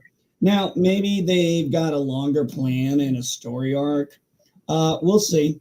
I'm patient. Now, I ain't going anywhere. Not like I can leave my house much half the time. Prequels are her absolute least favorite. You see, here's the thing. I want to explain this. I did not get into Star Wars really until I started reading the EU. And that was in the 90s. I went to a comic book store or the only comic book store in my town, and found Dark Empire. And then I was able to find out from people at school that there was an established continuity with Star Wars, unlike where in Star Trek and other IPs, these stories are great, but they're not, officially part of the canon. And as far as we knew, we weren't getting Star Wars anymore. So I started reading the EU, and then I, started falling in love with the movies. You got to remember, I started as a Star Trek guy. So I enjoyed the Star Wars movies, but I wasn't immersed in them like I am now until the EU. So I discovered them. So I very much grew up on the EU and All right, prequels. Because I think the prequels. I can't look it up right now, but I think what got me primarily into the EU for Star Wars was Tales of the Bounty Hunters, the book. Oh, good book. Oh, what happened was I didn't know there was a Durgan's story was my favorite. Well, the thing is, I didn't know that there was a larger EU. I mean, I had read Splinter of the Mind's Eye, but as far as I knew, that was the only Star Wars book other than the novelizations. And then you found out about the Han Solo and the Lando Calrissian books. Basically, and that's what got me into the EU was, it was the IG-88 story. Realizing that this coffee maker looking dude was actually a badass assassin droid. Not only that, there was 6 of him, and he was part of the Death Star when it blew up. Yes, I know that was a great story. IG-88 and Durgan's story were my 2 favorites. I mean, honestly, out of Tales of the Bounty Hunters. Dengar. Huh? Dengar. Listen, I suck at getting Star Wars names right, so very hard. But Dengar and IG-88 were just the absolute best stories in that book. That Death Star thing with IG-88, I'm like, holy shit, this guy's pretty badass. And then later on, I think I want to say that I read that book before the special editions came out, but I don't remember the year that I read Tales of the Bounty Hunters, because what happened was we were traveling cross country, and we made a stop at one of those gas station things, like small pit, that has food, gas, and various souvenir type stuff. I can't even remember what state we were in. It was either Arizona or New Mexico at the time, and they happened to have a little book spinner that had a bunch of random books on there, and the only Star Wars book they had on there was Tales of the Bounty Hunters. That's a good choice, and I'm like, buddy. Yeah, so I'm like, as I said, there's a book spinner, so they had maybe 3 dozen books on the entire thing. Yeah. Gas station things, also known as a gas station. Yes, thank you, Dandelion. Do they call them gas stations up there, Dandelion, or do they call them Petro? But yeah, I remember sitting in the back of the vehicle that we were traveling cross country in, and I just devoured that book. I probably read it all the way through before we got to our destination, and then I read it again on the way back. That was a pretty immersive book. Yeah, you meant and not necessarily a rest stop. A rest stop is something a little bit different down here. They're a place that has usually picnic tables, bathrooms, maybe vending machines, but there's no gas stations at a rest stop. Yeah, not around here. Yeah, normally those are set at borders in certain areas for people to take a piss break when there's not that many. Oh, yeah. Like for example, I'll tell you, Mike, when we were driving cross country from California to move to Florida, I was seeing signs. I was going through, I had never seen an abandoned town, but I drove through a few of them, and I would see a sign saying, "This is the only gas station for the next 60 miles."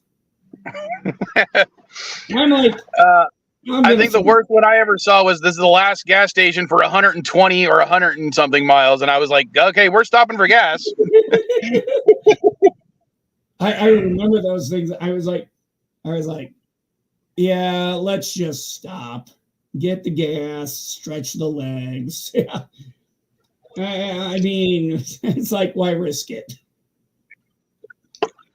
Oh, all right. I realize we haven't quite hit 2 hours, but I finished off my coffee. I already finished my cigar. So I think I'm going to end the stream here. Since you're the only one here, which one should I end it with? Oh, the one with Worf. Oh, let me see. The drinking song. What was that new one you did? Well, I haven't done a new one. So which I got the most recent one you did. The most recent one is Data singing Blue Skies. No. Or do you mean the prison song? The prison song. All right. Yes, that one.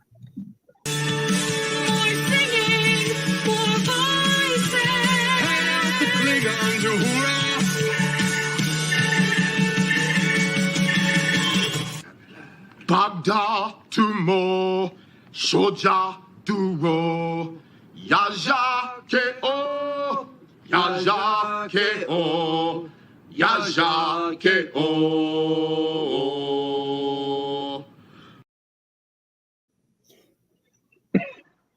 All right, that's actually the shorter version of it. If you go to TikTok, there's a longer one. I had to cut it down for the streams because it kept getting nicked by CBS.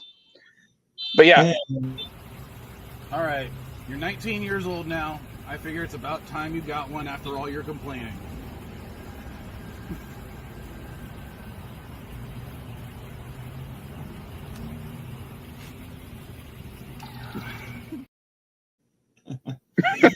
Still funny. Yeah, but that prison one is one of my favorite episodes. Absolutely one of my favorites. All right, I'll see you guys next week. I might do it because I'm trying to post stuff to the store and my schedule is finally eased up. I might do a little live stream during the week to post stuff to the store. You guys can just see what I'm posting. Okay. Some of it I've already put on the on Twitter as well, just for shits and giggles. All right. Later, folks. Live Logan Pro.